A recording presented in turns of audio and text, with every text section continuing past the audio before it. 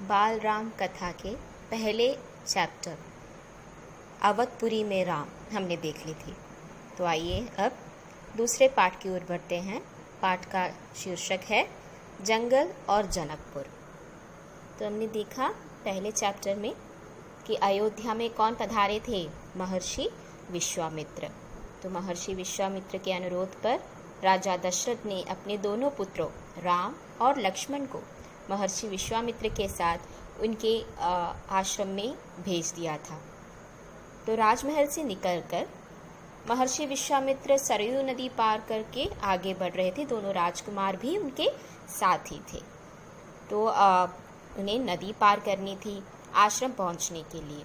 तो कौन सा आश्रम है, याद है आप लोगों को? सिद्धाश्रम।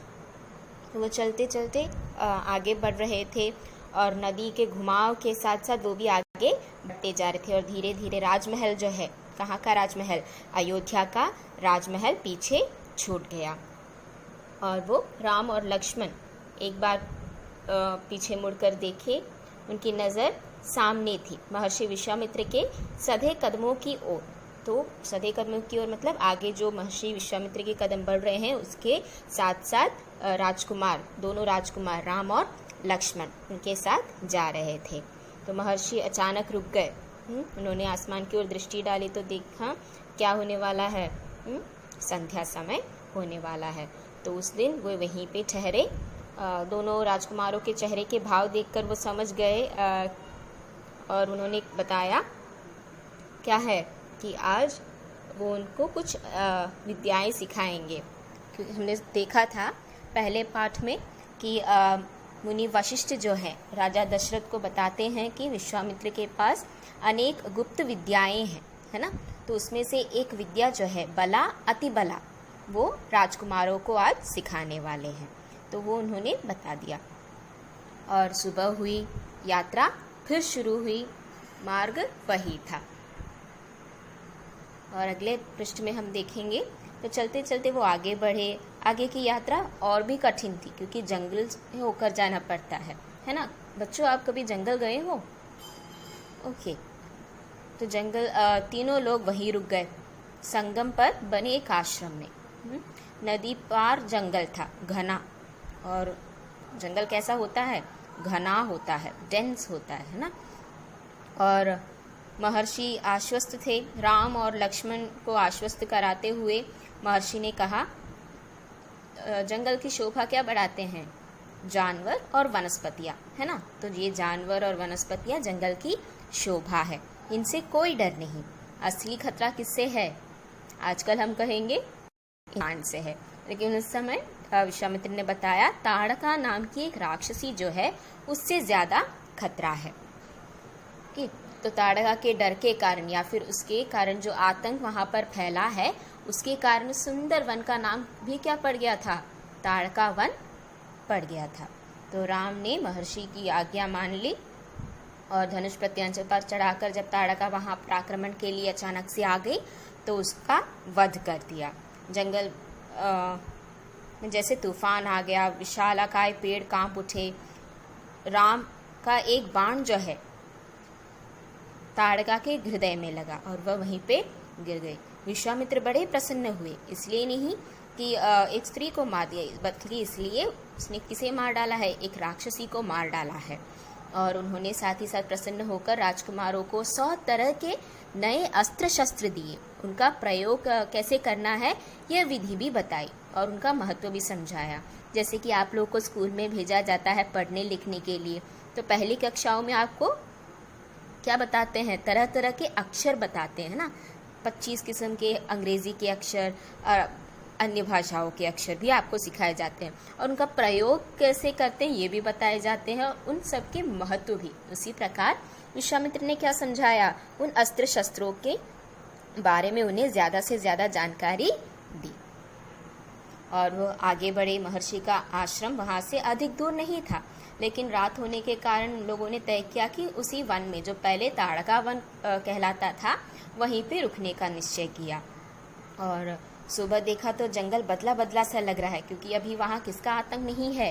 राक्षसी ताड़का का आतंक नहीं है। और सिद्धाश्रम जो था उनका फाइनल डेस्टिनेशन पॉइंट था, वहाँ पर आ गए और सब आश्रमवासी बड़े प्रसन्न हुए क्योंकि विश्वामित्र के साथ कौन कौन आए हैं, राम और लक्ष्मण भी। तो उनकी अगवानी करने के लिए, अगवानी का मतलब मैंने पहले बताया था, स्वागत करने के लिए, है ना। तो उनके स्वागत करने के लिए सभी आश्रमवासी बड़े प्रसन्न थे। तो विश्वामित्र यज्ञ की तैयारियों में लग गए। सब अनुष्ठान अच्छे से चल रहा था और राम लक्ष्मण की जिम्मेदारी क्या थी, उस यज्ञ की पूर्ति होने तक राक्षसों से उस आश्रम की रक्षा, है ना। तो 5 दिन तो सब कुछ ठीक ठीक चलता रहा, शांति से, निर्विघ्न से। निर्विघ्न मतलब बिना किसी बाधा के यज्ञ संपन्न हो रहा था। लेकिन ऐसा लगता था कि जैसे कि राम और लक्ष्मण के आगमन से पूरे राक्षस डर गए हैं और वहाँ वो आना ही नहीं चाहते। अनुष्ठान का अंतिम दिन था। अचानक भयानक आवाज़ों से आसमान भर गया। सुबाहु और मारीच, पहले हमने एक राक्षसी का नाम सुना, ताड़का, अब 2 राक्षस, है ना। तो पहले ही विश्वामित्र ने बताया था कि उनके यज्ञ में बाधा उत्पन्न कर रहे हैं 2 राक्षस। कौन कौन है, सुबाहु और मारीच। और मारीच थोड़ा ज़्यादा गुस्सा था या क्रोध में था क्योंकि राम और लक्ष्मण ने ही क्या किया है, उनकी माँ की हत्या की है। मारीच की माँ का नाम क्या था, ताड़का। तो राम ने राक्षसों का हमला होते ही कार्रवाई कर दी, धनुष उठाया। मारीच को बाण लगते ही वो क्या हो गया, मूर्छित होकर मतलब फेंट होके गिर गया और वो दूर जाकर समुद्र के किनारे पड़ा और वह मरा नहीं था। जब होश आया तो उठकर वहां से दक्षिण दिशा की ओर भाग गया। दक्षिण दिशा मतलब कौन सी दिशा है बच्चों, साउथ। ओके, तो साउथ की ओर बढ़ा और राम का दूसरा बाण जो है सुबाहु को लगा, उसके प्राण वही निकल गए। सुबाहु के मरने पर राक्षस सेना में भगदड़ मच गई। वो अकेले नहीं आए थे, अपने दल बल के साथ आए थे। तो उनके बीच में बड़ी खलबली मच गई कि उनके नेता जो है सुबाहु जो है उनको मार दिया गया है और कुछ लक्ष्मण के बाणों का शिकार भी हुए। अन्य जान बचाकर वहां से भाग गए। तो राम ने महर्षि को प्रणाम करते हुए उनसे आगे पूछा कि उनकी अब कौन सी आज्ञा है। तो उन्होंने बताया वो कहाँ जाना चाहते हैं उनको लेकर, मिथिला। मिथिला मतलब जनकपुर, क्योंकि विदेहराज ने, राजा जनक ने वहाँ पे एक आयोजन किया है जिसमें वो अद्भुत शिव धनुष जो है उसे दिखाएंगे। तुम भी मतलब राम और लक्ष्मण भी साथ चले। तो राम और लक्ष्मण बड़े प्रसन्न हुए, अगली यात्रा को लेकर उत्साहित भी हुए। तो नए स्थान देखने और जानने का अवसर होता है ना। कोई भी ट्रिप जाते हैं, स्टडी टूर जाते हैं तो हम भी बड़े खुश होते हैं। क्यों, नए नए जगहों के बारे में जानेंगे, वहाँ की प्रकृति के बारे में जानेंगे, है ना। तो इसी प्रकार राम और लक्ष्मण भी अत्यंत प्रसन्न थे। और जैसे ही वो वहाँ पर पहुँचे, राजा जनक बड़े खुश हो गए। किन्हें देखकर, विश्वामित्र और उनके साथ जो सुंदर राजकुमार आए हैं उनको देखकर, उन्हें देखकर वो तो आकर्षित हो गए। तो विश्वामित्र ने उनका परिचय कराया, बताया ये कौन है, अयोध्या के राजा दशरथ के पुत्र हैं, राम और लक्ष्मण। तो विदेहराज वहाँ पहुँचे, उनको रहन सहन की व्यवस्था, उनकी रहन सहन की व्यवस्था की। शिव धनुष को यज्ञशाला में लाया जाए ये आज्ञा भी दे दी गई। तो शिव धनुष जो है अत्यंत विशाल था। विशाल मतलब बहुत ही बड़ा, भारी था। वो हाथ से उठाकर लाया नहीं जा सकता था, इसीलिए क्या किया था, लोहे के पेटी में रखा हुआ था। और पेटी में क्या लगाए हुए थे, पहिए मतलब व्हील्स लगाए हुए थे, ताकि उसे आसानी से एक जगह से दूसरी जगह पे खिसका कर ले जाया जा सके, क्योंकि एक व्यक्ति के उठाने लायक नहीं था वो। और धनुष देखते ही विदेहराज एक पल के लिए उदास भी हो गए। क्यों, क्योंकि कोई भी राजकुमार क्या है, उस शिव धनुष को उन्होंने प्रतिज्ञा की थी कि क्या उनकी पुत्री सीता के विवाह के संबंध में कि जो भी ये शिव धनुष उठाएगा उनकी पुत्री का विवाह वे उन्हीं के साथ करेंगे। तो विदेहराज के संकेत को समझकर महर्षि विश्वामित्र ने राम की ओर इशारा करते हुए कहा। तो राम वहाँ पर उठे। उन्होंने बिना किसी विलंब के या कोई संकोच के आसानी से वो शिव धनुष जो है उठा लिया, उसकी प्रत्यंचा भी चढ़ा दी। तो राम ने आसानी से ये सब कुछ किया था, है ना। तो सब लोग चकित रह गए। बच्चों के खिलौने की तरह वो उठा रहे थे। यज्ञशाला में पूरा सन्नाटा छा गया, एकदम से साइलेंस छा गया और सब लोग एक दूसरे की ओर देख रहे थे। क्यों? क्योंकि अब तक एक पोर्शन भी उसका कोई हिला नहीं पा रहा था। अभी क्या है, एक सुंदर से राजकुमार ने आकर उसे बड़े ही आसानी से उठा लिया और प्रत्यंचा भी चढ़ा दी।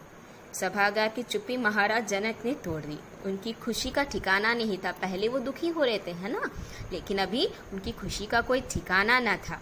उनकी प्रतिज्ञा अब पूरी हुई।